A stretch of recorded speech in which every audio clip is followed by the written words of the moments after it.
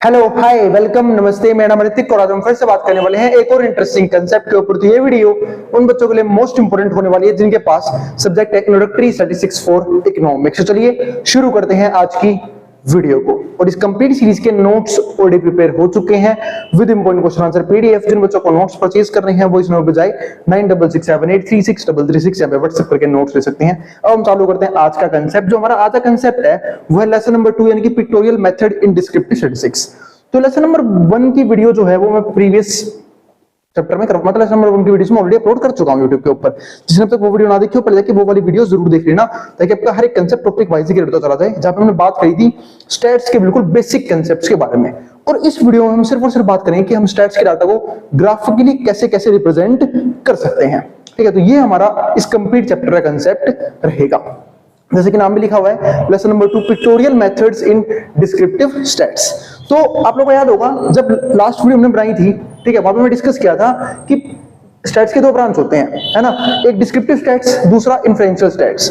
तो descriptive stats को show करने के लिए हम कौन कौन से ग्राफ या फिर कौन कौन से पिक्टोरियल मेथड्स का हम सहारा लेते हैं वो हम डिस्कस करने वाले हैं आज की वीडियो में। तो सबसे पहले शुरू करते हैं इस कंप्लीट चैप्टर के लर्निंग ऑब्जेक्टिव्स, यानी कि हमें इस चैप्टर को पढ़ने के बाद क्या क्या चीजें सीखने का मौका मिलेगा।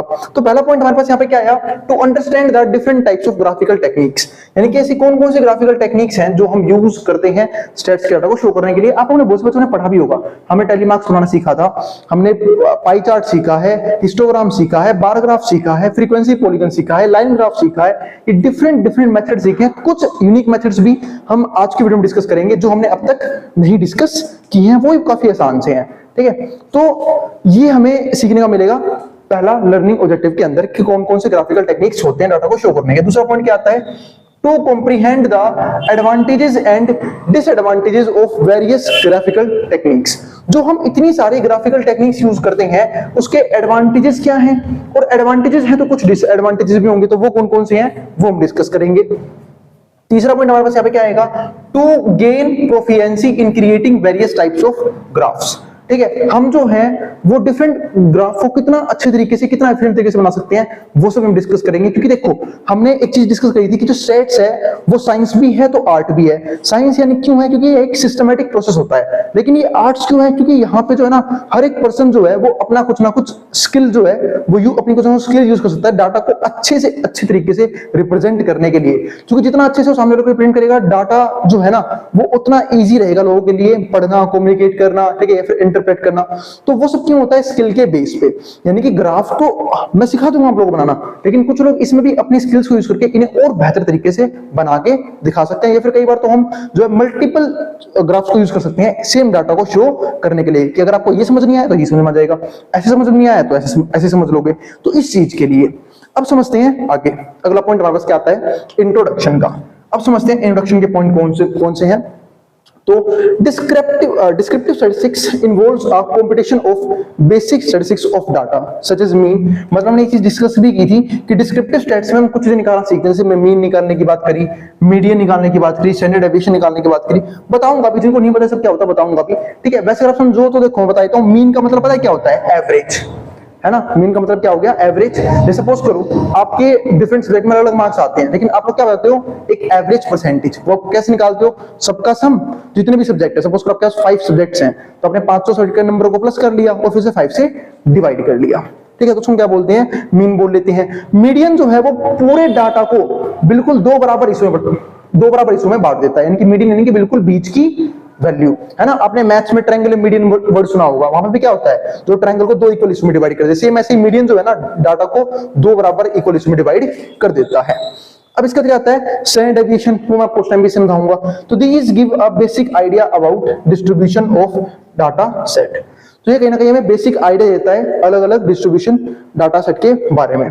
अब visual representation of the data is also an integral part of descriptive stats. यही नहीं, जो विजुअल रिप्रेजेंटेशन है, विजुअल यानी कि जो हम देखेंगे अभी ग्राफ्स की फॉर्म में, ठीक है, वो भी कहीं ना कहीं एक पार्ट होता है डिस्क्रिप्टिव स्टैट्स का ही, क्योंकि ये डाटा को और इजी कर देता है। जैसे फॉर एग्जांपल अगर मान लो मैं डाटा को सिर्फ और सिर्फ थ्योरी की फॉर्म में लिख दूं तो ज्यादातर लोग जो है ना थ्योरी को पढ़ना, ठीक है, वो अच्छा नहीं मानते। या फिर एक चीज आप ये भी समझ सकते हो कि अगर वो बार बार सारे डाटा को थ्योरी के बेस पे पढ़ेगा तो उसे टाइम भी लगेगा, उसको टाइम कंज्यूम होगा, ठीक है। लेकिन अगर मैं वहीं पे ग्राफ बना दूंगा तो वो ग्राफ से इजीली जल्दी जल्दी क्या हो जाएगा, चीजों को समझ जाएगा। और यही नहीं, जो वैल्यू काम की है वही वो समझेगा, है ना। तो ये चीज होती है, ये काम हो जाता है इजी जब हम बात करते हैं ग्राफिकल टेक्निक्स की। अब बात करें, चलो भैया ये तो हमें कौन कौन से ग्राफिकल टेक्निक्स जो है वो स्टडी करनी है। तो देखते हैं, हमारे पास 4 ग्राफिकल टेक्निक्स हैं।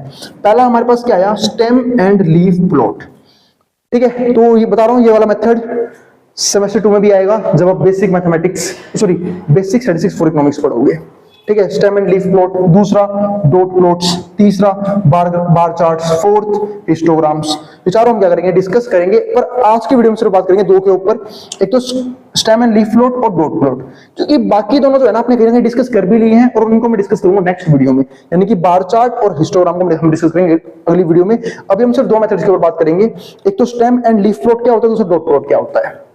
अब सुनो, तो पहले डिस्कस करते हैं स्टेम एंड लीफ प्लॉट को। तो convenient way to visualize continuous data, तो ये हमारे पास जो भी कंटिन्यूअस डाटा है उसको विजुअलाइज करने का एक कन्वीनियंट मेथड होता है, तो काफी इजी मेथड होता है जिससे लोग जो है बहुत जल्दी समझ जाएंगे। टू क्रिएट प्लॉट, इसमें क्या बोल लेते हैं, प्लॉट बना लेते हैं। अभी प्लॉट किस तरह के होते हैं वो समझ लेते हैं। प्लॉट का मतलब सबको पता होगा ना, हिस्से को बोलते हैं ना प्लॉट। जैसे मान चलो हम क्या बोलते हैं कि अगर आप कोई लैंड का हिस्सा जो अगर खरीदने जा रहे हो तो क्या बोलते हैं कि हम एक प्लॉट खरीदने जा रहे हैं, यानी कि आप लैंड का हिस्सा खरीदने जा रहे हो। सेम ऐसी प्लॉट का मतलब यहाँ पे क्या है कि हम लोग जो है डाटा को कहीं ना कहीं कुछ हिस्सों में डिवाइड कर देंगे। यहाँ पे मेनली 2 ही हिस्से की बात करते हैं, एक तो स्टेम की और एक लीफ की। आपको पता होगा स्टेम बड़ा हिस्सा होता है, लीफ क्या होता है, छोटा हिस्सा। क्योंकि स्टेम का यहाँ पे मतलब क्या है, स्टेम का सिंपल सा मतलब है कि जो भाई तने निकलते हैं, और लीफ तो उसका भी छोटा सा पार्ट है स्टेम का। तो ये चीज, तो convenient way to visualize continuous data to create plot, data is arranged in an order. हम इसमें पहले डाटा को अरेंज करते हैं एक ऑर्डर में। ऑर्डर यानी कि या तो असेंडिंग ऑर्डर में आप अरेंज करोगे या फिर डिसेंडिंग ऑर्डर में। जिनको नहीं अरेंज करना बता देता हूं। असेंडिंग ऑर्डर का सिंपल सा मतलब होता है बढ़ते क्रम, यानी कि पहले सबसे छोटी वैल्यूज डाटा की, फिर उससे बड़ी, फिर उससे बड़ी, फिर उससे बड़ी और लास्ट में सबसे बड़ी। अगर डिसेंडिंग ऑर्डर की बात करते हैं तो पहले सबसे बड़ी लिखते हैं, फिर उससे छोटी, फिर उससे छोटी, फिर उससे छोटी, फिर लास्ट में सबसे छोटी। इस तरीके से काम होता है। तो to create plot, data is arranged in an order and divided into equal intervals. फिर हम इसको इक्वल इंटरवल्स में करते हैं, डिवाइड कर देते हैं। तो we can create table that present all data set. और फिर हम यहाँ पे करते हैं, टेबल क्रिएट करते हैं प्रेजेंट ऑल डाटा सेट, जिसके पास सारे डाटा हो इन 2 कॉलम्स, 2 कॉलम्स के अंदर, ठीक है। अभी 2 कॉलम्स कैसे सोचते हैं वो समझते हैं। तो these values of data are split into 2 stem and leaf, यानी कि हम इसे स्टेम और लीफ के हिस्सों में डिवाइड कर देते हैं। अब एग्जांपल समझ आ जाएगा आपको। तो पहले समझते हैं फर्स्ट कॉलम क्या होता है, सेकंड कॉलम क्या होता है, यानी कि जो हम लीफ और प्लॉट, स्टेम और लीफ की बात करें कैसे बनते हैं। तो first column refer to as stem includes tens, hundreds और थाउजेंड्स यूनिट्स। यानी कि जब हम बात करते हैं स्टेम की, यानी कि मैंने बोला था बड़ा हिस्सा, यानी कि यहाँ पे कौन से नंबर आएंगे, यहाँ पे वो डिजिट्स आएंगी जो तो 10th प्लेस पे है या 100 प्लेस पे है या 1000 प्लेस पे है। जैसे मैं बनाकर दिखाऊंगा अभी, as per the values of data, data की वैल्यूज के हिसाब से। जो उसमें डाटा में भाई सिर्फ 2 डिजिट डाटा हो तो वहां पे 1s वैल्यू बनेगी, 10s वैल्यू बनेगी। 1s वैल्यू किसके अंदर आएगी, लीफ के अंदर, और 10s वैल्यू किसके अंदर आएगी, स्टेम के अंदर। ध्यान रखना बस इस चीज को। तो ध्यान रखना क्या कि स्टेम के अंदर या तो 10s वैल्यू आएगी या 100s या फिर 1000s as per values of the data, and second column known as leaf contains rest of the digit। और जो हमारे पास क्या बोलते हैं सेकंड कॉलम जो लीफ है उसमें क्या आएगा, बाकी के डिजिट्स आएंगे जो बच गए। तो researcher has collected data of weight of 10 college students. अब एक रिसर्चर है, उसने एक डाटा कलेक्ट किया जहां पे उसने 10 बच्चों का वेट लिया, वो भी कॉलेज के स्टूडेंट्स का, चूजन एट रैंडम। उसने रैंडमली चूज किए कि भाई यहां से बच्चा पकड़ लो, ठीक है, ये आ जाएगा, यहां से बच्चा पकड़ लो, ये आ जाएगा। 10 बच्चों को रैंडमली चूज कर लिया, किसी 10 बच्चों को, उनका वेट मेजर किया उसने। जब वेट मेजर किया तो वेट कुछ इस प्रकार था, 71, 43, 66, 52, 59, 83, 92, 67, 74, 64, 61। तो हमारे 10 जो है बच्चे हैं उनका वेट है। तो मैंने क्या बोला था आपको, सबसे पहले आप इस मेथड में अरेंज करोगे किसी भी डाटा को या तो असेंडिंग ऑर्डर में या फिर डिसेंडिंग ऑर्डर में। तो हमने इसे अरेंज कर लिया असेंडिंग ऑर्डर में। और असेंडिंग ऑर्डर में अरेंज कैसे करते हैं, सबसे पहले देखो इसमें सबसे छोटी वैल्यू कौन सी है, सबसे छोटी वैल्यू इसमें कौन सी है, 43, तो वो आ गई। फिर इससे जस्ट बड़ी वैल्यू कौन सी है, 52, फिर वो आ गई। फिर इससे जस्ट बड़ी वैल्यू कौन सी है, 59, फिर वो आ गई। फिर से जस्ट बड़ी वैल्यू 61, फिर वो आ गई। 61 से बड़ी वैल्यू 66, 66 से बड़ी वैल्यू कितनी आ गई, 67। फिर कितना आ गया हमारे पास 71, फिर 74 और फिर 74 के बाद कौन सी आएगी 83 और फिर 92। तो ये हमने क्या कर लिया, अरेंज कर लिया इसे असेंडिंग ऑर्डर में। अब एक बार अगर हमारा डाटा असेंडिंग ऑर्डर में अरेंज हो गया तो हम क्या करेंगे, लीफ और जो हमारा स्टेम और लीफ में उसमें कन्वर्ट कर देंगे। तो स्टेम में क्या आएंगे, सारे के सारे वो डिजिट जो किस प्लेस पे है, जो है टेंस प्लेस पे। तो टेंस प्लेस में यहाँ पे क्या है, 4 है, यहाँ पे 5 है, यहाँ पे 5 है, एक ही बार लिखना है, बार बार नहीं लिखना, ध्यान रखना इस बात का। 6 है, 2 बार 6, 3 बार 6 है, फिर 7 2 बार है, 8 है, फिर 9 है, ठीक है। इस तरीके से हमने क्या कर लिया, स्टेम के अंदर लिख लिए सारे के सारे वो डिजिट जो टेंस प्लेस पे अवेलेबल है, यानी कि 4, फिर 5, फिर 6, फिर 7, फिर 8 और फिर 9। फिर हमने देखा 4 के बाद जो नंबर है वो कौन सा है, यानी कि वंस प्लेस के नंबर कौन से हैं, यानी कि रेस्ट ऑफ डिजिट किसके पास आएंगे, लीफ के पास।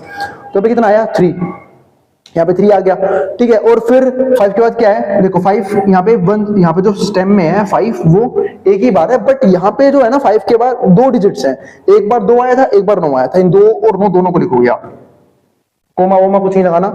फिर ऐसे मैंने देखा 6 हमारा टेंस प्लेस में 3 बार आया था, तो 6 को लिखा। अब टेंस प्लेस में के अलावा जो भी डिजिट्स हैं उनको आप लिखोगे 1 6 7, ठीक है। अब इसके बाद 7 हमारे पास आया था, 7 के पास क्या है, 7 के बाद 2 डिजिट है, वंस प्लेस में एक बार 1 आया है और एक बार वंस प्लेस पे 4 आया, तो आप 1 भी लिखोगे 4 भी लिखोगे। फिर ऐसे ही अगर मैं बात करता हूँ 8 की, तो 8 हमारा ये रहा, ठीक है, वंस प्लेस पे, उसका टेंस प्लेस पे क्या है, 3 आया, तो 3 लिख लिया। फिर 9 आया वंस टेंस प्लेस पे, फिर वंस प्लेस पे क्या है, 2 है, 2 लिख लिया। तो ये तो हो गया स्टीम और लीफ मेथड, ठीक है, जिसको मैंने आपको इंट्रो से समझा दिया है, एग्जांपल देके भी समझा दिया है। इसके एक्स्ट्रा क्वेश्चंस हम करेंगे जब हमारा पूरा चैप्टर क्या हो जाएगा, कंप्लीट हो जाएगा, तो मैं इसके और भी एक्स्ट्रा क्वेश्चन करा दूंगा, ताकि आपके जो भी डाउट्स रह जाए कि भैया अगर 3 डिजिट के नंबर आ गए तो 4 डिजिट नंबर आ गए तो कैसे करेंगे, वो सब मैं वहां पे डिस्कस कर लूंगा। अब चलते हैं अगले मेथड की तरफ, जिसका नाम क्या है, डॉट प्लॉट मेथड। ये भी काफी इजी है, डॉट प्लॉट मेथड। इसमें हमने एग्जांपल भी ऐसे ले लिया कोविड का, कि भाई कोविड-19 में हमने एक लोकेलिटी में गए, वहां पे देखा कि वैक्सीनेशन कितनी हुई। अगर हम लोकेलिटी 1 की बात करते हैं तो वहां पे 6 बच्चे वैक्सीनेटेड हैं, ठीक है, कि 6 को क्या हो गया यहाँ पे, मतलब 6 बच्चे हैं बेचारे ब्रेव हो गए, उन्होंने अपना वैक्सीनेशन करवा लिया, इंजेक्शन लगवा लिया। 2 हैं वहां थोड़े से डरपोक टाइप बच्चे हैं, ठीक है, वहां पे एक ही ने करवाया वैक्सीनेशन। 3 में 3 बच्चों ने करवाया, 4 में 11 बच्चों ने, भाई सबसे फालतू ब्रेव बच्चे, कह रहे हम तो लगवा कहेंगे वैक्सीनेशन, चाहे इंजेक्शन कैसी भी लगती हो, है ना। और 5 में यहाँ पे 8 आ गया, ठीक है, ये आ गया हमारे पास। अभी हमारे पास हमने इसे क्या कर दिया, अरेंज कर दिया। तो देखो ये रहा locality 1, locality 2, locality 3, locality 4, locality 5। एक तरह से आप इसे टैली मार्क की तरह समझ सकते हो। लोकेलिटी 1 में कितने बच्चों ने वैक्सीनेशन करवाया था, 6 बच्चों ने, तो 6 डॉट लगा लो, तो 1 2 3 4 5, एक यहाँ पे भी लगेगा, है ना। तो 1 2 3 4 5 6 डॉट हो गए, इसी को बोलते हैं डॉट प्लॉट मेथड।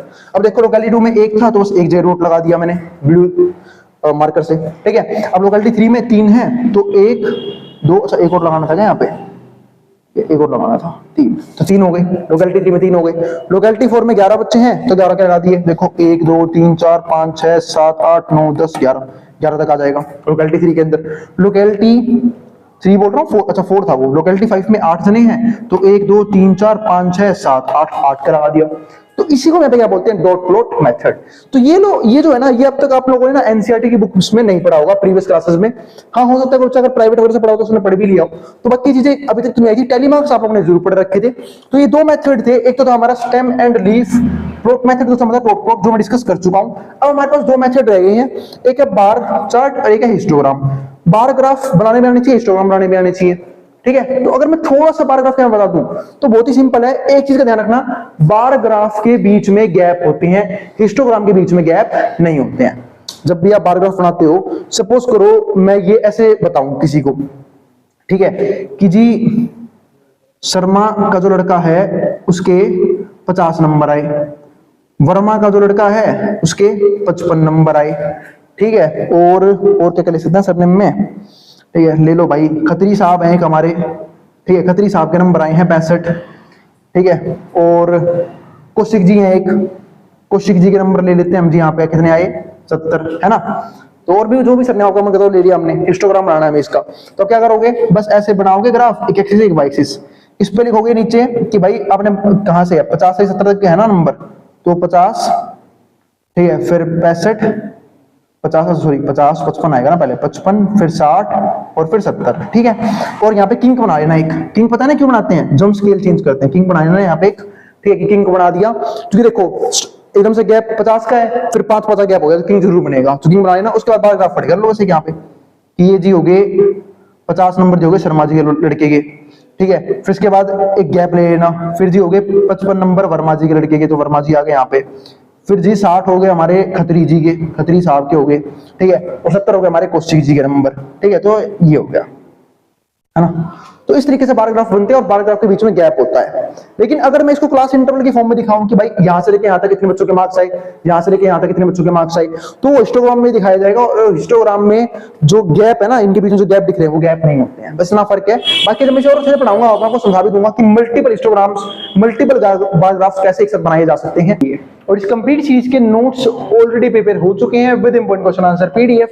जिन बच्चों को नोट्स परचेज करने हैं वो इस नंबर पे जाए 9667836006, यहाँ पे व्हाट्सएप करके नोट्स भी ले सकते हैं। अब आज की वीडियो में बात करेंगे एक तो बार चार्ट के बारे में, यानी कि बार चार्ट को खत्म कर देंगे हम आज की वीडियो के अंदर, चाहे इसे कितने ही टाइप्स क्यों ना हो। तो देखते हैं पहले बार चार्ट होता क्या है। कई लोग इसे बार ग्राफ भी बोल देते हैं, यानी कि जब हम डाटा को शो करते हैं बार ग्राफ की हेल्प से, ठीक है, उसको हम बोलते हैं बार चार्ट, ठीक है, या फिर बार ग्राफ। अभी बार ग्राफ बनता कैसे वो डिस्कस करते हैं। तो देखो यहाँ पे क्या लिखा हुआ है, one of the most popularly used graph type is bar chart या फिर bar graph that uses horizontal और वर्टिकल। इसको हम हॉरिजॉन्टल भी यूज करते हैं, वर्टिकल भी यूज करते हैं। वर्टिकल तो आपने पढ़ा भी होगा, अगर आप लोगों ने क्लास 9 10th में स्टैट्स पढ़ी है तो आप लोगों ने वहां पे बार ग्राफ बनाने जरूर सीखे होंगे, वो सीखे होंगे वर्टिकल। हॉरिजॉन्टल कई अजीब लगा कि भैया हॉरिजॉन्टल बार ग्राफ भी होते हैं, बिल्कुल होते हैं, देखो बना रखा है मैंने, है ना, इसी को बोलते हैं horizontal bar graph. Bars to depict the observations in the data set. तो हम इनकी सहायता से जो भी हमारे डाटा सेट के अंदर ऑब्जर्वेशंस है उसको बार पे दिखाने की कोशिश करते हैं। अब अगर देखते हैं तो bar charts can further be two types. अब बार जो ग्राफ है या बार चार्ट है वो दो टाइप्स के होते हैं। एक तो हमारे पास क्या होता है स्टैक्ड बार चार्ट, दूसरा क्या होता है ग्रुप्ड बार चार्ट। दोनों तरह के होते हैं, स्टैक्ड भी होते हैं और ग्रुप्ड भी होते हैं। अब इन दोनों तरह में क्या डिफरेंसेस हैं वो भी समझेंगे। तो all kinds of bar graphs using as an example suppose have the following data on two wheeler. जैसे सपोज करो हमारे पास एक डाटा है two wheeler sales in a city 1 year, कि एक साल के अंदर टू व्हीलर के कितने कितने सेल हुए। तो अब ये देखो हमारे पास यहाँ पे 2010 2015 2020 3 सालों का डाटा लिया कि 2 ईयर मतलब क्या कौन से व्हीकल से, हाँ टू व्हीलर सेल्स थे, है ना। तो टू व्हीलर सेल्स जो है वो कितनी कितनी हुई, यानी कि जो हम बोल लेते हैं ना स्कूटी, है ना, बाइक, ठीक है, तो वो जो चीजें वो कितनी कितनी सेल हुई, जैसे कि 12,500 हुए हैं 2010 में सेल टू व्हीलर्स, 2015 में 17,000 और 2020 में 24,000। तो ये डाटा आया टू व्हीलर सेल्स का। अब हमें इसको किस में दिखाना है, बार ग्राफ की सहायता से दिखाना होगा। तो कैसे दिखाएंगे बार ग्राफ की सहायता से, देखो ये बार ग्राफ, अलग अलग बार ग्राफ है 2010 2015 2020। तो हमने यहाँ पे डाटा ले लिया 5,000 10,000 15,000 20,000 25,000। तो क्या मुझे इस डाटा के लिए किंक लगाने की जरूरत पड़ेगी, तो आप कहते हो बिल्कुल नहीं, क्योंकि हमने यहाँ पे स्केल को सेम रखा हुआ है। हर एक गैप 5,000 का ही है, 5,000 का गैप 5,000 का गैप 5,000 का 5,000 का 5,000 का, है ना। और जब 5,000 का गैप है तो हम क्यों यहाँ पे किंक लगाएं, ठीक है। अब बार ग्राफ बनाना है तो देखो 2010 में कितना सेल हुआ था 12,500, और सबको पता है ना 12,500 10,000 से तो बड़ी वैल्यू होती है, तो बस 10,000 से ऊपर गए, यहाँ पे हमने बार बना दिया, ठीक है। तो 1 मिनट वेट करना। हाँ तो चलो हम आगे देखते हैं। हाँ तो मैं क्या बात कर रहा था कि 2010 में 12,500 लोगों ने टू व्हीलर, मतलब इतनी टू व्हीलर सेल्स हुई, इतने लोगों ने लिया होगा, तो 10,000 से ऊपर ही होती है, तो ऊपर हमने यहाँ पे बार ग्राफ बना दिया, मतलब 2010 से बड़ा बार बना दिया। 2015 में सेल बढ़ के कितनी हो गई 17,000, तो 17,000 15,000 से फालतू होता है, तो 15,000 से फालतू पे जाके हमने यहाँ पे बार ग्राफ बना दिया। इसके बाद हमने क्या बनाया 2020 में 24,000, तो और सेल बढ़ गई, है ना, सिंपल सेल तो बढ़ेगी, पॉपुलेशन लगातार बढ़ रही है ना। तो 2020 में सेल कितनी हो गई 24,000, तो 20,000 जस्ट ऊपर गए, हमने क्या बना दिया बार ग्राफ बना दिया। तो ये था हमारा इजी तरीका बार ग्राफ बनाने का। तो ये था हमारा वर्टिकल। कोई आपसे पूछ लो क्या बोलोगे यहाँ पे, वर्टिकल बार ग्राफ। अब बात करते हैं हॉरिजॉन्टल की। तो हॉरिजॉन्टल हमारा ये रहा, हॉरिजॉन्टल बार ग्राफ, ये देखो ये रहा हमारा हॉरिजॉन्टल। 2020 में कितना था 24,000, ठीक है। 2015 में कितना हुआ 15,000, 2015 में कितना था 17,000 था ना, अगर 15,000 से थोड़ा सा फालतू बना रखा है। और 2010 में कितना था, ये 10,000 से थोड़ा फालतू था 12,500, थोड़ा छोटा कर लेते हैं, है ना, क्योंकि तो बीच में हो जाएगा, बस ठीक ही था, ठीक ही था, ठीक है। तो ये हो गया हमारा 2010 में। तो 2010 की सेल जो कि 12,500 थी, 2015 की सेल जो कि 17,000 थी, और 2020 की सेल जो कि कितनी थी 24,000 थी। तो हमने सारे को यहाँ पे क्या दिखा दिया, हॉरिजॉन्टल यहाँ पे बार ग्राफ है। तो जिन बच्चों ने आज तक हॉरिजॉन्टल बार ग्राफ नहीं देखा था, तो मेरे भाई हॉरिजॉन्टल बार ग्राफ भी बनते हैं, जहां पे ये हमारे सेल के नंबर हैं और ये हमारा सेल का ईयर को दिखा रहा है। मतलब आपकी मर्जी है, आप चाहो तो जो आपको दिखाना है, मतलब जैसे मान चलो ये सेल के ईयर थे वो मैंने एक बार दिखाए एक्स एक्सिस के ऊपर, और जो सेल नंबर था वो दिखाया वाई एक्सिस के ऊपर, ठीक है। और यहाँ पे देखो, यहाँ पे हमने सेल जो ईयर उसको दिखाया वाई एक्सिस के ऊपर और सेल नंबर उसको कहाँ दिखाया एक्स एक्सिस के ऊपर। वो आपकी मर्जी है, और उसके हिसाब से जो आपका डाटा है वो कन्वर्ट होगा या तो वर्टिकल बार ग्राफ में या फिर हॉरिजॉन्टल बार ग्राफ में। अब आगे समझते हैं। It is important to note that 2 points about bar charts. अब बार चार्ट के बारे में 2 पॉइंट जानना काफी इंपॉर्टेंट है। पहला पॉइंट क्या, the numerical axis must start from 0। जो न्यूमेरिकल एक्सिस वो 0 से शुरू होगा, मतलब ये देखो न्यूमेरिकल एक्सिस 0 शुरू करेंगे हम, बिल्कुल। दूसरा पॉइंट जो है, the width of the bars and the distance between each bar remains constant. इसका मतलब क्या है कि आप जो बार के बीच में डिस्टेंस रखोगे, चाहे वो हमारा वर्टिकल बार ग्राफ हो, चाहे वो हमारा, देखो मैंने रफ बनाया तो थोड़ा सा डिफरेंस ज्यादा हो सकता है यहाँ पे, लेकिन आप जो बनाओगे ना, एक तो इनका विड्थ सेम रखोगे, ये विड्थ सेम रहेगा, यूं नहीं एक को ज्यादा मोटा कर दिया, एक को ज्यादा पतला कर दिया, ऐसा यहाँ पे कर दिया, नहीं। और जो इनके बीच में गैप रखोगे वो भी आपका सिमिलर होना चाहिए, यूं नहीं कि एक को यहाँ बना रखा है, दूसरे को यहाँ बना दिया, तीसरे को बिल्कुल बिठा के बना दिया, ऐसा भी नहीं। गैप भी सेम रखना है और विड्थ भी सेम रखनी है। ये 2 इंपॉर्टेंट पॉइंट है, ठीक है। तो सेकंड पॉइंट के हिसाब से, तो the width of the bars, ये भी, and the distance between each bar remains constant, क्या रहेंगे, कांस्टेंट रहेंगे। अब चलते हैं बार ग्राफ के अगले टॉपिक के ऊपर, यानी कि स्टैक्ड बार चार्ट्स कौन से होते हैं, फिर स्टैक्ड बार ग्राफ कौन से होते हैं। आर डिजाइन्ड इन अ वे, इनको इस तरीके से डिजाइन किया गया है दैट 2 और मोर कैटेगरीज, अगर 2 या 2 ज्यादा कैटेगरीज है, जहां पे तो एक सिंगल कैटेगरी थी कि 2 व्हीलर सेल, अगर आप बात करूं 3 व्हीलर की भी तो 4 व्हीलर की भी तो उस केस में कैटेगरीज बढ़ जाएंगी, तो हम उस केस में स्टैक्ड बार चार्ट का यूज करते हैं। तो are designed in a way that 2 और more categories of the same data are presented on the same bar. जब उन्हें सेम बार पे दिखाना हो, stacked bar allow the reader to easily compare the value of various categories simultaneously, और यही नहीं, comparison काफी इजी हो जाता है स्टैक्ड बार ग्राफ के हेल्प से। एग्जांपल देखो, suppose that we have the following data, हमारे लिए डाटा है 2 व्हीलर का, 4 व्हीलर का और 3 व्हीलर का। तो 3 व्हीलर ना भूल गया मैं, यहाँ पे लिख लेना भाई, 3 व्हीलर भी है इसके अंदर, 3 व्हीलर यानी कि 3 पहिए, है ना, जो वो नहीं होते वो छोटा टेम्पू, है ना, वो 3 व्हीलर, ठीक है। अब यहाँ पे देखो, तो हमारा ईयर है 2010, 15 और 20। तो 2 व्हीलर की सेल हमने सेम रखी, जो यहाँ पे रखी थी 12,500, 17,000 और 24,000।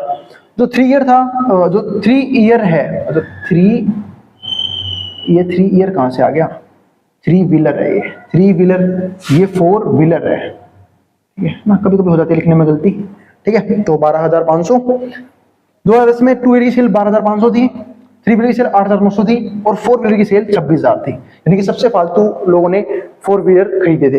2015 में 17,000 थी 2 व्हीलर की सेल, लोगों ने भी बढ़ाया, 3 व्हीलर की सेल भी बढ़ गई, 11,000 के नए ऑटो ड्राइवर्स इस मार्केट में आ चुके हैं, और 4 व्हीलर की सेल भी बढ़ गई, 33,500 हो गई, बढ़ के 26,000 से। फिर 2020 में 2 व्हीलर सेल्स हो गई 24,000, 3 व्हीलर सेल्स हो गए 6,500 और जो 4 व्हीलर सेल हो गए 35,000। तो ये हो गए हमारे हुई 3 कैटेगरीज, 2 व्हीलर की, 3 व्हीलर की और 4 व्हीलर की। इसको हमने क्या दिखाया यहाँ पे, ग्रुप पे, है ना। अभी हमने डाटा बनाया एक साथ, ये देखो ये रहा एक साथ। अभी 2010 है, तो 10 की बात करें 2010 की, तो 2010 में 10,000 से थोड़ा फालतू था ये, देखो ये रहा। ये आपको क्या दिखा रहा है, ये दिखा रहा है आपका एक तरह से 2 year sales, sorry 2 wheeler sales, यहाँ पे भी 2 ईयर लिखा हुआ है, 2 व्हीलर सेल्स, 2 व्हीलर सेल्स, ठीक है, ये चीज हो गई।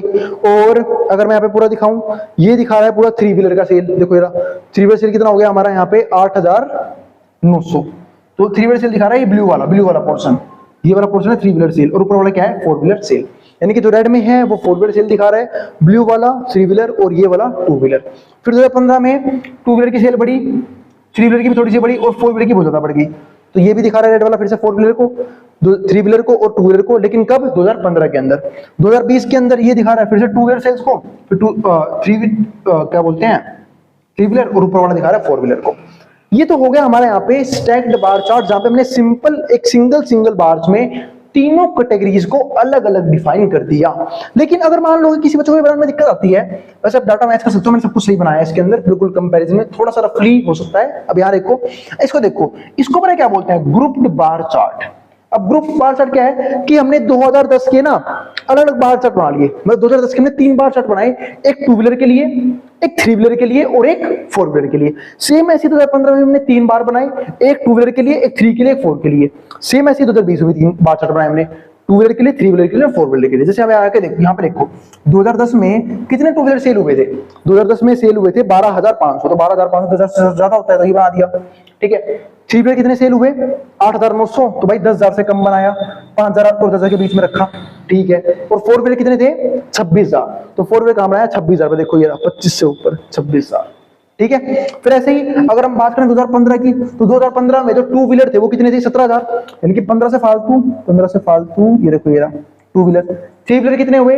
थ्री व्हीलर हुए 11,000 यानी कि 10,000 से ज्यादा, ठीक है। फिर और थ्री व्हीलर कितने हुए? और फोर व्हीलर कितने हुए? 33,500। देखो ये 33,500 यानी कि 35 से थोड़ा सा नीचे। और अगर 2020 के बारे में बात की जाए तो 2020 में क्या हुआ? 24,000 बने हमारे टू व्हीलर। तो 24,000 पहुंच के टू व्हीलर देखो 25,000 से थोड़ा सा नीचे 24,000, ठीक है। और जो हमारा थ्री व्हीलर बना 6,500, यानी कि इनकी जो डिमांड है, इनकी जो सेल्स है वो गिर गई, है ना। पहले 8,000 से 11,000 बढ़ गई थी, फिर कम हो गई। तो ये देखो कितना आया? 6,500, यानी कि 5,000 थोड़ा सा ऊपर, देखो ये रहा। और 2020 में जो फोर व्हीलर सेल था वो कितना था? सेल्स थे कितनी थी? 35,000, यानी कि 35,000 लोगों ने फोर व्हीलर खरीदा। तो 35,000 ये रहा, 35,000, ठीक है, एग्जैक्ट 2020 में। तो इसको हम क्या बोलते हैं? Grouped bar chart. तो ये हमने देख लिए सारे तरह के बार चार्ट, हॉरिजॉन्टल भी, वर्टिकल भी, स्टैक्ड भी, ग्रुप्ड भी। यानी कि इस वीडियो में हमने सारे के सारे बार चार्ट डिस्कस कर लिए हैं। अगली वीडियो में जो भी हमारा कंसेप्ट बाकी रह गया होगा इस चैप्टर का, वो हम डिस्कस करके इस चैप्टर को जल्दी जल्दी खत्म करने की कोशिश करेंगे, ठीक है। तो भाई अगर वीडियो पसंद आई हो तो वीडियो को लाइक किए बिना मत जाना, और चैनल को सब्सक्राइब भी कर देना ऐसी वीडियोस के लिए, और उन बच्चों में शेयर भी कर देना जिन बच्चों का एग्जाम होने वाला हो सेम सब्जेक्ट का। और नोट्स वगैरह के लिए आप इस नंबर पर व्हाट्सएप करके नोट्स भी ले सकते हैं। अब जिसको जो उतारना उतार सकता है, मैं बोर्ड के सामने से। के मोस्ट इंपोर्टेंट कंसेप्ट हिस्टोग्राम की, यानी कि ये वीडियो बाकी सारी वीडियो से काफी इंपोर्टेंट होने वाली है, और थोड़ी सी लेंथी भी होगी। ये कंसेप्ट जो समझने वाले हैं ना, वो थोड़ी सी ज्यादा है इस वीडियो के अंदर। तो जो लेसन नंबर 2 है वो तो हमारा pictorial methods of descriptive stats, जहां पे हमने अलग तरह के ग्राफ को डिस्कस भी किया। पिछली वीडियो में बार ग्राफ को डिस्कस किया, इस वीडियो में सिर्फ और सिर्फ हिस्टोग्राम ही डिस्कस करना है। और इस कंप्लीट सीरीज के नोट्स भी ऑलरेडी प्रिपेयर हो चुके हैं with important question answer PDF. जिन बच्चों को नोट्स परचेज करने हैं वो इस नंबर पे जाइए 9667836336 यहाँ पे व्हाट्सएप करके नोट्स भी ले सकते हैं। अब हम चालू करते हैं आज का कंसेप्ट। जो हमारा आज का कंसेप्ट है हिस्टोग्राम्स, तो पहले समझते हैं हिस्टोग्राम होता क्या है। एक बेसिक सा डिफरेंस है हिस्टोग्राम और बार ग्राफ में। बार ग्राफ में ही बार्स बनाए जाते हैं, हिस्टोग्राम में ही बार्स बनाए जाते हैं, लेकिन फर्क दोनों में क्या है कि जो बार ग्राफ है उसके जो बार्स होते हैं उनके बीच में गैप होता है, वो भी सेम गैप होता है। हिस्टोग्राम में इस प्रकार का कोई भी गैप नहीं पाया जाता। बार ग्राफ की एक खास बात और है कि बार ग्राफ की जो विड्थ होती है हर एक बार्स की वो सेम होती है, लेकिन हिस्टोग्राम में ऐसा होना हो जैसा जरूरी नहीं है, विड्थ जो है वो डिफरेंट भी हो सकती है, ठीक है। तो ये कुछ मेजर डिफरेंसेस थे हिस्टोग्राम के बीच में और बार ग्राफ के बीच में। तो चलो एक बार पढ़ते हैं यहाँ पे क्या है। तो histogram look similar to a bar chart. जो हिस्टोग्राम है वो बिल्कुल सिमिलर होता है बार चार्ट यानी कि बार ग्राफ के, but both are significantly different. लेकिन दोनों ही क्या है? डिफरेंट है। तुम स्टडी कर रहे हैं, वरना बार ग्राफ स्टडी करके छोड़ देते। significantly different to each other, एक दूसरे से बहुत डिफरेंट होते हैं। A histogram is also represented in the form of bar placed adjacent to each other। मतलब एक हिस्टोग्राम जो हम बनाते हैं तो उसमें ऐसे बार हम यूज करते हैं जो प्लेस किए गए हों adjacent to each other, मतलब एक दूसरे को चिपके हुए। आप देखो जितने भी ग्राफ हैं, चाहे ये वाला हिस्टोग्राम हो, चाहे ये वाला हिस्टोग्राम हो बनाया हो, चाहे ये वाला हिस्टोग्राम बनाया हो, ऑलमोस्ट सबके जो बार्स हैं वो क्या है? बिल्कुल ही सटे हुए हैं, चिपके हुए हैं, है ना। तो ये होता है हमारा एक इंपॉर्टेंट पॉइंट बार ग्राफ के बारे में। तो but each bar represents the frequency with which N observation occurs in data set. और यही नहीं, हर एक बार जो है वो डिफरेंट फ्रीक्वेंसी को शो कर रहा होता है। अब आगे देखते हैं। Term frequency of any particular value is simply number of times that value occurs in data set। तो जब हम बात करते हैं टर्म फ्रीक्वेंसी की of any particular value, किसी भी वैल्यू के लिए, is simply number of times that value occurs in data set।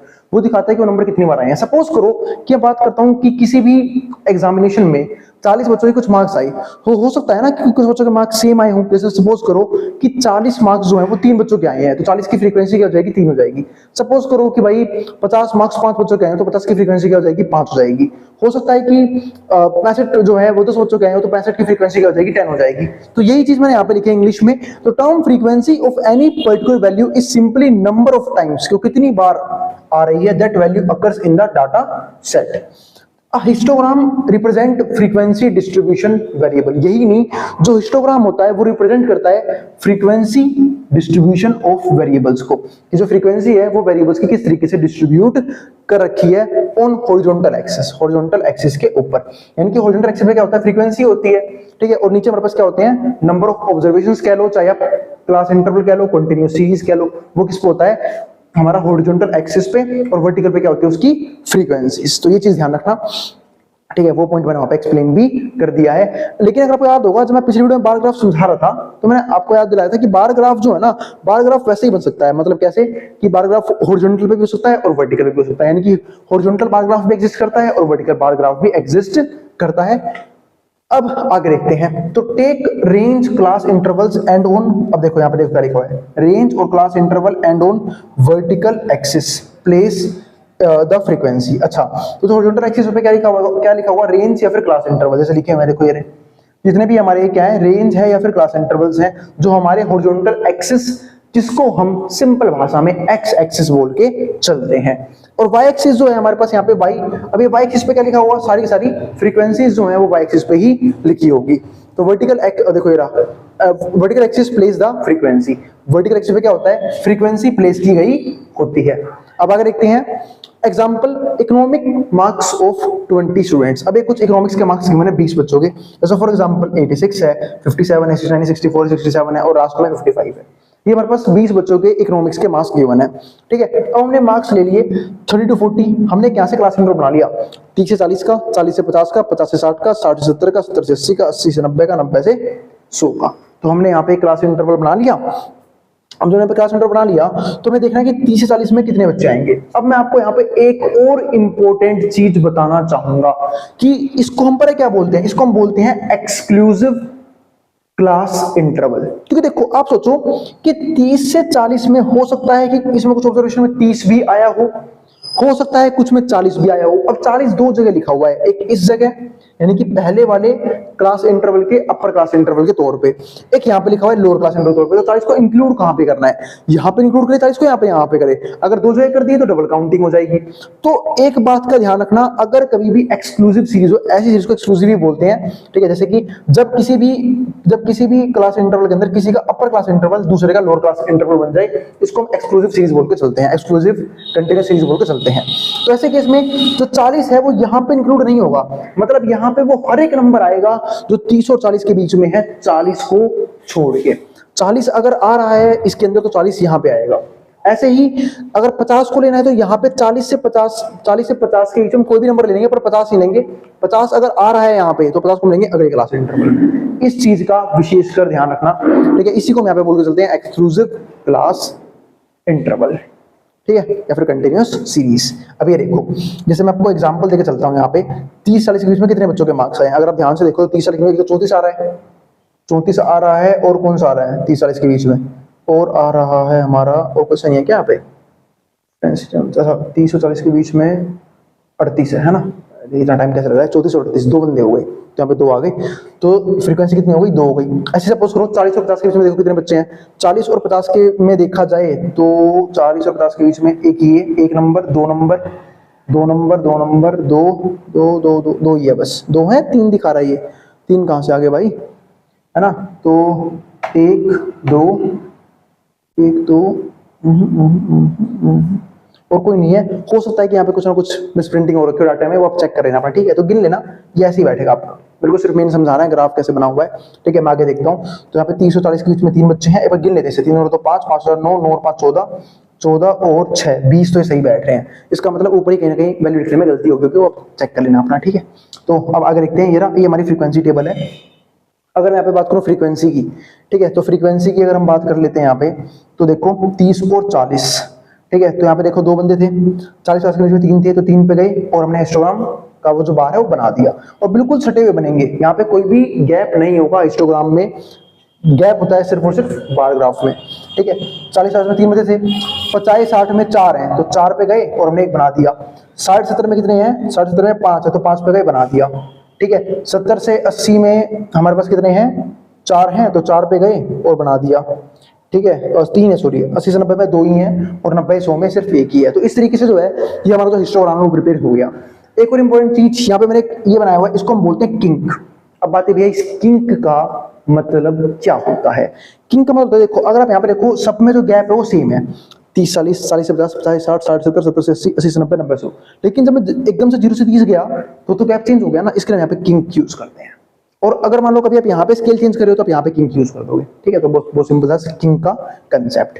अब यहाँ से आपको एक चीज समझाना चाहूंगा, अगर आप देखो कि इसका पीक जो है ना वो सिर्फ एक बार के अंदर आया है, हो सकता है कि भाई 5 जो है फ्रीक्वेंसी वो कोई और भी बार लिया था, लेकिन ऐसा नहीं है। तो इसी को मतलब क्या बोलते हैं, यूनिमोडल हिस्टोग्राम। नाम ध्यान रखना, क्या बोलते हैं, यूनिमोडल हिस्टोग्राम, यानी कि ऐसा हिस्टोग्राम जहां पे मात्र और मात्र एक ही पीक आए, उसको हम बोलते हैं यूनिमोडल हिस्टोग्राम। अब बात करते हैं बाइमोडल हिस्टोग्राम की, जहां पे 2 पीक आए किसी भी ग्राफ के अंदर, उसको हम क्या बोलते हैं, बाइमोडल हिस्टोग्राम। मतलब सपोज करो अगर 5 फ्रीक्वेंसी दो दोनों की आती है तो उसको क्या बोलते हैं, बाइमोडल हिस्टोग्राम। तो ये हमने 2 टाइप के हिस्टोग्राम और समझ लिया, यूनिमोडल हिस्टोग्राम किसको बोलते हैं और बाइमोडल हिस्टोग्राम किसको बोलते हैं। और उनको पीक देख के आ रहा है, एक्सप्लेन कर दिया, ठीक है। यहाँ पे सिर्फ एक एरर है कि ये पे 3 कैसे बन रहा है, बाकी आप चेक कर रहे हैं ना कि हो सकता है कोई एक ऐसे वैल्यू जहाँ पे मैंने शायद हो सकता है कि यही हो कि यहाँ पे 5 लगा दिया, यहाँ पे 4 हो, तो आप चेक कर रहे हैं अपने हिसाब से, ठीक है। बाकी मैंने को हिस्टोग्राम कैसे बनाना है वो समझा दिया है। अब कुछ चीजें और समझते हैं जो काफी इंपॉर्टेंट पॉइंट्स है हिस्टोग्राम को लेके। अभी नोट क्या है, when there are only a few class intervals, अगर हमारे पास मात्र और मात्र कुछ क्लास इंटरवल्स होती हैं विद इक्वल विड्थ के साथ, there are chances that all observation fall into just 1 और 2 ऑफ द क्लासेस। तो हो सकता है कि सारी ऑब्जर्वेशन जो है पहली 2 या फिर कुछ ही क्लासेस के अंदर क्या हो जाए, सिमट के रह जाए। सपोज करो मैं यहाँ पे 0 से 30 30 40 40 से 50 50 60 60 70 मैंने ऐसे गैप लिए हैं। अगर मैं ऐसे लेता कि 30 से 80 या फिर ये ले लो 30 से 70 और 70 से 100, तो अगर मैं ऐसे गैप लेता तो सिर्फ 2 क्लास इंटरवल के अंदर हमारी ये सारी की सारी फ्रीक्वेंसी सिमट के रह जाती और यहाँ पे सिर्फ 2 बार ही मुझे बनाने पड़ते, ठीक है। लेकिन एक चीज और आती, विड्थ में चेंज होता है, क्योंकि मैं एक बार बोल रहा हूँ 30 से 70, एक बार बोल रहा हूँ 70 से 100, एक बार 40 का गैप है, एक बार 30 का गैप है, तो उस केस में विड्थ में चेंज आता है। वरना बाकी चीजें जो है ना, मतलब ये चीज उसने यही लिखी है कि अगर हमने क्लास इंटरवल के बीच में गैप को बढ़ा दिया तो हो सकता है कि फ्रीक्वेंसी जो है वो सिर्फ कुछ ही क्लास इंटरवल्स में सिमट के रह जाएंगी। उम्मीद आपको ये बात समझ में आ गई होगी, ठीक है। कि वही देखो ना, अगर मैं 30 से लेके 70 तक का एक गैप बना लूं तो सारी फ्रीक्वेंसी एक ही के अंदर आ जाएंगी, फिर 70 से लेके 100 तक सारी फ्रीक्वेंसी एक के अंदर आ जाएंगी, सिर्फ मात्र 2 बार बनेंगे। हो सकता है मैं ऐसे लिख दूं कि भाई 30 से लेके 100 तक एक ही बना दूं, अब 30 से लेके 100 तक के सारे नंबर भाई, तो सारे सिर्फ एक सिंगल बार के अंदर आ जाएगा। तो ये चीज यहाँ पे बोली गई है। तो ऐसे किसी में कुछ फॉर्मूले समझने पड़ते हैं, वो समझते हैं क्या करके। तो सम क्लासेस हैव 0 फ्रीक्वेंसी, तो हो सकता है कुछ क्लास के पास क्या है, 0 फ्रीक्वेंसी आ जाए। तो if equal widths of classes, suppose करो मैं एक एग्जांपल देता हूं कि मैंने 30 40 में 2 फ्रीक्वेंसी की बात करी, लेकिन अगर मैं इसे 0 शुरू करता कि 0 से 10 के बीच में कितने बच्चों के मार्क्स है, किसी के भी नहीं है। यहाँ पे 0 से लेके 10 के बीच में मार्क्स, 10 से 20 से कितने हैं, किसी के भी नहीं है। 20 से 30 किसी के नहीं है। 30 से 40 शुरुआत हुई है, यानी कि मैं कह सकता हूं कि 0 से लेके 10 तक किसी के मार्क्स नहीं है, 10 से लेके 20 तक किसी के मार्क्स हैं, 0 फ्रीक्वेंसी हो जाएगी, और 20 से लेके 30 तक भी क्या हो जाएगी, 0 फ्रीक्वेंसी हो जाएगी, है ना। ये चीज आती है यहाँ पे। तो if equal widths of class intervals are used, ठीक है, तो ये जब होगा जब हम इक्वल विड्थ जो है यूज करेंगे, यानी कि इक्वल जो है चौड़ाई यूज करेंगे क्लास इंटरवल्स के बीच में। अब यहाँ पे एक चीज आती है, to construct a histogram with unequal class width.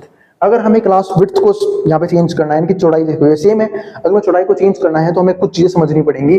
तो first determine frequencies then relative frequencies. तो पहले तो हम कुछ फ्रीक्वेंसीज डिटरमाइन करेंगे और फिर डिटरमाइन करेंगे रिलेटिव फ्रीक्वेंसीज। जैसे मैं आपको एक चीज यहाँ पे समझाना चाहता हूँ, कहाँ पे यहीं पे समझा लेता हूँ। एक चीज समझते हैं, काफी इंपॉर्टेंट है ना। मैं बोल रहा हूँ 0 से 30 जो है ना वो है 5 बच्चों के, 5 नहीं 15 बच्चों के मार्क्स, ठीक है। 30 से 40 वही ले लेते हैं जो इसने ले रखा है, 2 बच्चों के मार्क्स। 40 से 50 3 बच्चों के मार्क्स। 50 से 60 जो है 4 बच्चों के मार्क्स। 60 से 70 जो है वो है 5 बच्चों के मार्क्स। ऐसी समथिंग वैल्यू दे रखी है। मैं आपको ऐसे काफी इंपॉर्टेंट चीज समझा दूंगा जो आपको बिना फॉर्मूले के समझ में आ जाएगा, फॉर्मूला तो आप याद कर लोगे बाद में, ठीक है। पहले इसी समझ लेते हैं। तो बात ही ऐसे किस्म क्या करें, 0 से 30 में 15 बच्चे हैं और बाकी गैप तो 10 का है, यहाँ पे गैप में डिफरेंस क्यों, ठीक है। तो ऐसे ठीक कैसे करें इसे, या फिर एक काम और लेता हूँ, 70 से लेके 100 तक 30 बच्चे ले लेता हूँ, 30 बोल रहा हूँ, हाँ 30 बच्चे ले लेते हैं, 30 या फिर 18 बच्चे ले लेते हैं, ये ले लिए मैंने। अब देखो अगर मैं 2 गैप्स की बात करूं तो 2 गैप में जो बच्चे आ रहे हैं, मतलब जो 2 गैप वो मैक्सिमम है, मतलब यहाँ पे भी 0 से 30 के बीच में 30 का गैप है, क्लास विड्थ चेंज हो रही है। और 70 से लेकर 100 तक 18 बच्चे हैं, यहाँ पे भी क्लास विड्थ क्या हो रही है, चेंज हो रही है। तो या तो हम क्लास विड्थ चेंज करके ग्राफ बना दें, मतलब क्या, अगर मैं इसका हिस्टोग्राम ड्रॉ करूं तो कुछ ऐसे बनेगा। अब सोच के देखना, 0 से 30 का एक क्लास इंटर क्लास गैप, फिर 30 से 40, अब फ्रीक्वेंसी चेंज कर लेना अपने हिसाब से, 40 से 50 ये कर लेना ऐसे, ठीक है, 50 से 60 ये कर लेना, फिर ऐसे ही लास्ट में क्या होगा 60 से 70 मान लो अपने ये कर लिया। मैं सिर्फ हाइपोथेटिकल ग्राफ बना रहा हूँ, ठीक है। 70 से 100 तक आपने फिर से क्या बना लिया, एक ये बना लिया, ये हो गई क्लास विड्थ में चेंज इस तरीके से। लेकिन अगर मैं आपको बोलूं कि आप मुझे इस क्वेश्चन से भी एक ऐसा क्वेश्चन करके दिखाओ जहां पे क्लास विड्थ आप सेम कर दो, तो मैंने एक चीज समझी, मैंने कहा अगर 0 से 30 में 15 बच्चे हैं तो मैं एक बात तो बोल सकता हूं कि भाई 0 से 30 में 15 बच्चे आ रहे हैं, तो मैं इस 15 को 3 बराबर हिस्सों में बांट देता हूं, इनके 5-5 कर देता हूं कि भाई 0 से 10 के पास 5 बच्चे दे दिए, 10 से 20 के पास ही 5 बच्चे दे दिए, और 20 से 30 के पास ही 5 बच्चे दे दिए, हो तो जाएंगे 5 और 5 10 और 5 15, हो गया ना भाई 0 से 30 तक 15 बच्चे। तो ये चीज होती है, मतलब मैं चाहता हूं कि सबका गैप सेम कर लिया जाए, सबका गैप 10 कर दिया जाए, ठीक है। तो वो कैसे होगा, तो ऊपर हमारे पास क्या आएगा, टोटल यहाँ पे क्या आएंगी, तो इस तरीके से हम जो है इस 15 को यहाँ पे डिवाइड, मतलब 15 को हम यहाँ पे क्या कर सकते हैं, बांट सकते हैं। तो इसका फॉर्मूला क्या होगा, फॉर्मूला इसका बहुत सिंपल होगा। फॉर्मूला क्या होगा कि आप देखो आपको कौन सा गैप चाहिए, आपको गैप कितना चाहिए, 10 का गैप चाहिए, 10 को नीचे रखो, ठीक है, 10 को बोलो या फिर 30 को, 30 10 और यहाँ पे कितने रहेंगे हमारे 15 बच्चे, है ना। अब देखो ये होता है फॉर्मूला, मतलब ऊपर क्या रखोगे, ये सिंपल फॉर्मूला हो गया। 10 क्या हो गया, वो गैप जो आपको चाहिए, 30 का हो गया, 30 क्या हो गया, वो गैप जो फिलहाल है, 15 क्या हो गया हमारे पास, वो कितने फ्रीक्वेंसीज है, 15 हो गया फ्रीक्वेंसी उस 0 से लेके 30 तक का। अब देखो 0 से 0 कट के 3 से 15 कट गया 5 पे, यानी कि 5-5 बच्चे जो है मैं 10-10 करके बांट लूंगा। 0 से 10 में 5 बच्चे डाल दिए, 10 से 20 में भी 5 बच्चे डाल दिए, और 20 से 30 में भी 5 बच्चे डाल दिए। इस तरीके से जो है फ्रीक्वेंसी है, सॉरी विड्थ जो है, उसको आप सेम कर सकता हूं। अगर ये समझ नहीं आया तो एक स्टेप और रुक जाओ, नीचे समझाता हूं। अब मान लो 70 से 100 में 18 बच्चे, अब अगर 70 से 18 बच्चे हैं तो मैंने सोचा कि 18 को भी 3 हिस्सों में डिवाइड कर लेता हूं, और जो भी 3 से डिविजिबल हो तो हम 0.2 भी ले सकते हैं, सिर्फ मैंने ऐसे यहाँ पे वैल्यू लिए तो 3 से डिवाइड हो रहे हैं, तो मैंने 3 से काटा 6। तो मैंने कहा कि 70 से 80 6 बच्चों को दे, 70 से 80 में 6 फ्रीक्वेंसी डाल देते हैं, 80 से 90 में 6 फ्रीक्वेंसी डाल देते हैं, और 90 से 100 में भी 6 फ्रीक्वेंसी डाल देते हैं। तो 6 और 6 12 और 6 18 फ्रीक्वेंसी कंप्लीट हो जाएंगी। तो इस तरीके से जो है हम जो है वापस विड्थ को सेम यहाँ पे कर सकते हैं, ठीक है। उसका भी सिंपल सा फॉर्मूला रहेगा। सिंपल फॉर्मूला क्या, 10 ऊपर 10 का गैप चाहिए, 30 का गैप फिलहाल है तो 30 को नीचे रख दूंगा, और इनटू में क्या रख दूंगा मैं यहाँ पे जो भी फ्रीक्वेंसी है, फ्रीक्वेंसी कितनी है 18, तो फिर से वही 0 0 कटेगा, 3 से कटेगा 6 पे, है ना। तो ये हमारा सिंपल सा क्या बन गया फॉर्मूला विड्थ को सेम करने के लिए। वरना आप डायरेक्टली फ्रीक्वेंसी बना सकते हो इस तरीके से, हिस्टोग्राम बना सकते हो इस तरीके से, ठीक है, विड्थ को चेंज करके। तो मैंने आपको दोनों चीज समझा दी हैं। ये हमारे फॉर्मूले हैं, बार हाइट निकालने का फॉर्मूला ये रहा, relative frequency of the class divide by class width. अगर आप रिलेटिव फ्रीक्वेंसी निकालेंगे तो फॉर्मूला क्या होगा, number of times the value occurs, कि कोई वैल्यू कितनी बार आ रही है, divide by number of observation in the data set, कि कितने ऑब्जर्वेशन है टोटल मिला के, उससे आप रिलेटिव फ्रीक्वेंसी निकाल सकते हो, ठीक है। तो ये सब चीजें फॉर्मूले हैं। अब आते हैं इस वीडियो के आखिरी कंसेप्ट, यानी कि आखिरी टॉपिक पे। आखिरी टॉपिक क्या है, शेप्स ऑफ हिस्टोग्राम।